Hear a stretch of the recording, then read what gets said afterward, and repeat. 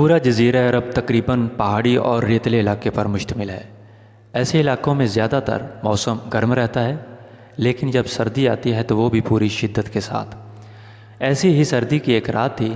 مدینہ منورہ کا شہر تھا، ہر طرف سناٹا چھایا ہوا تھا۔ لوگ سردی سے بچنے کے لیے اپنے اپنے گھروں میں دب کے بیٹھے تھے۔ ایسے وقت میں کوئی باہر نکلنے کا تصور بھی نہیں کر سکتا تھا، لیکن تعجب کی بات ہے کہ مدینہ منورہ کے دو مقیم افراد اپنے گھر سے باہر نکلے۔ ان دونوں کو ایک نظر دیکھنے سے اندازہ ہوتا تھا کہ شاید ان میں سے ایک آقا ہے اور دوسرا ان کا خادم۔ بظاہر دونوں کا لباس ایک جیسا تھا۔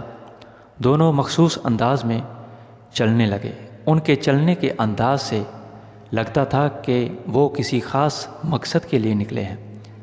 وہ دونوں مدینہ منورہ کی گلیوں میں گشت کرنے لگے۔ چلتے چلتے دونوں شہر سے باہر نکل آئے۔ دور انہوں نے ایک آگ دیکھی۔ آقا نے اپنے خادم سے کہا، لگتا ہے کوئی قافلہ ہے جو سردی کی وجہ سے یہاں رک گیا ہے۔ خادم نے لا علمی کا اظہار کیا۔ آقا نے خادم سے کہا، آؤ چلتے ہیں اور دیکھتے ہیں کہ کیا معاملہ ہے۔ چلتے چلتے دونوں جب اس مقام پر پہنچے تو بہت حیران ہوئے کہ وہ کوئی قافلہ نہیں بلکہ ایک کچا مکان ہے جس میں ایک خاتون بیٹھی ہے اور چند بچے اس کے پاس بیٹھے مسلسل رو رہے ہیں۔ خاتون نے چولہے پر ہنڈیا رکھی ہوئی ہے۔ آقا نے خاتون کو سلام کیا۔ خاتون نے دیکھے بغیر سلام کا جواب دیا۔ آقا نے خاتون سے اندر آنے کی اجازت طلب کی۔ خاتون نے کہا، اگر تو اچھے ارادے سے آئے ہو تو آ جاؤ، ورنہ اندر آنے کی کوئی ضرورت نہیں۔ دونوں اندر داخل ہوئے۔ آقا نے عورت سے کہا، بہن، یہ بچے کیوں رو رہے ہیں؟ عورت نے کہا، ان کو بھوک لگی ہے۔ آقا نے پھر کہا، چولہے پر ہنڈیا رکھی ہے، اس میں کیا ہے؟ عورت نے کہا، اس میں پانی ہے جو بچوں کو بہلانے کے لیے رکھا گیا ہے کہ بچے یہ سمجھیں کہ شاید کھانا پک رہا ہے اور کھانے کے پکنے کے انتظار میں سو جائیں۔ خاتون نے اپنے درد کی کہانی بیان کی۔ کہا، ہمارا وقت تو جیسے تیسے کٹ جا گیا، لیکن قیامت کے دن خلیفہ سے اللہ ہی پوچھے گا۔ آقا نے کہا، بہن، خلیفہ کو کیا پتا کہ تم کس حال میں ہو؟ اس خاتون نے کہا، اگر خلیفہ کو یہ ہی نہیں پتا کہ اس کی رعایا کس حال میں ہے تو اسے خلیفہ بننے کا کوئی حق نہیں۔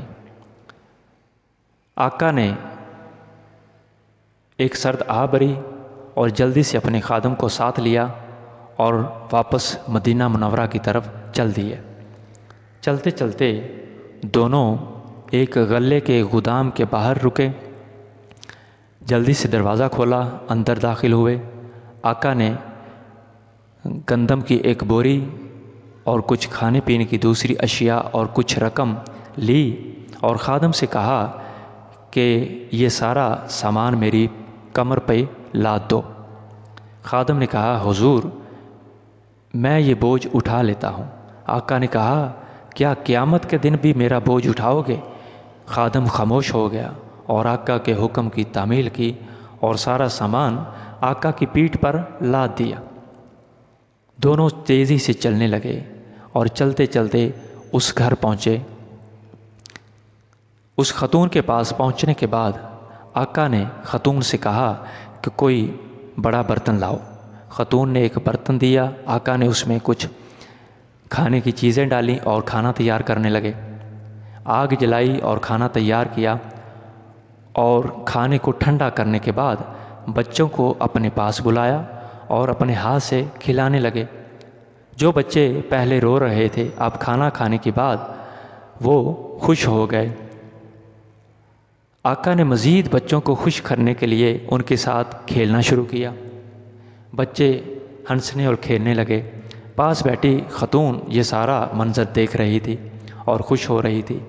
اس نے کہا کہ بھائی، اللہ تمہارا بھلا کرے، تم نے ہماری مدد کی اور میرے روتے ہوئے بچوں کو ہنسایا اور ہماری مشکل آسان کی۔ خلیفہ بننے کے تو اصل حقدار تم ہو۔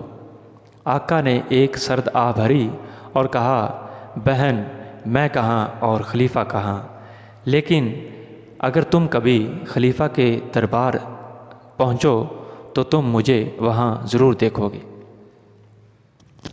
آقا نے خاتون سے اجازت طلب کی اور اپنے خادم کو ساتھ لیا اور مدینہ منورہ کی طرف چل پڑے۔ دوستو، یہ آقا ہمارے پیارے حضرت عمر بن خطاب رضی اللہ تعالیٰ عنہ امیر المومنین خلیفۃ المسلمین، جو اسی طرح روزانہ اپنے خادم اسلم کے ساتھ مدینہ منورہ کی گلیوں کا گشت کرتے تھے اور لوگوں کے دکھوں دردوں کو دور کرتے تھے۔